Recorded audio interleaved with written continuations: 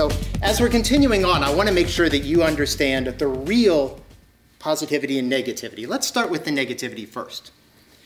When you talk about negativity, you're talking about a set of thoughts and feelings and behaviors that lead to certain negative emotions, such as isolation, agitation, selfishness, boredom, conflict. When I think about those things, I think about a client that came to me for some executive coaching. He got a big promotion, and he wanted to talk with me about it.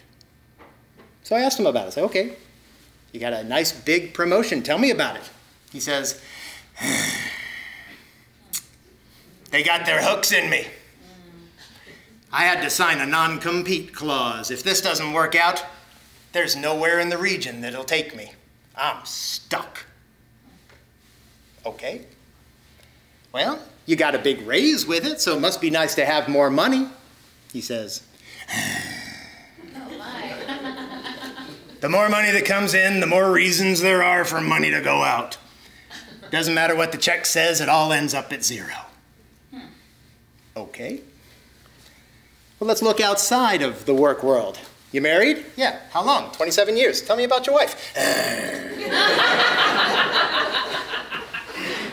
Every morning, she says, bye-bye, dear. Every day I come home, she kisses me, she hugs me. How is your day, darling? I know she wants something. She hasn't asked for it in all these years, but I know she wants it.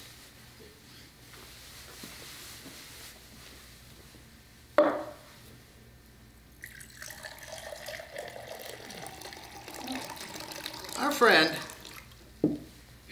is a pessimist. His glass is half empty, and everything in it is dark.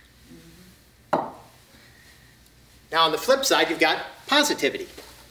What positivity is a set of thoughts, feelings, and behaviors that develop what are called the core positive emotions. They're the core positive emotions.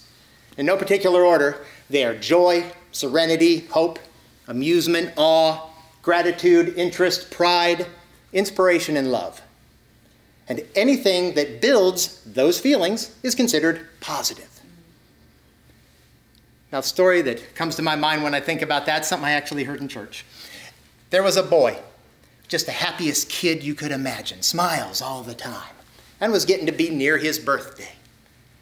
Now, in the past, every night, the night before his birthday, his parents would sneak in and fill his room with presents. Well, this was the year that his father said, I'm going to teach him about the real world. So the night before his birthday, he snuck into his room and he filled it with horse manure. He went back to bed. Morning comes along and he is jolted out of his sleep by screams.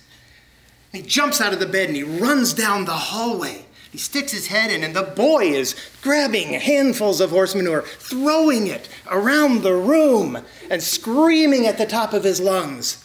The father says, son, what are you doing? The boy looks up at his dad and says, oh, Daddy, there's got to be a pony in here somewhere.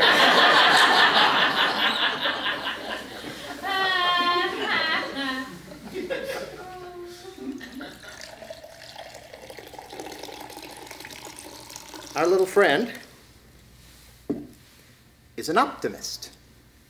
His glass is half full, and everything is rosy. Now, some of you might be saying, this is all really cute. I like what you're saying, Clark, but this is a business meeting. How does this have to do with business and profits and productivity? And we're going to talk about that in detail as we continue, but to start off, I just want to give you some data, okay? Just some raw data to chew on as we move further forward.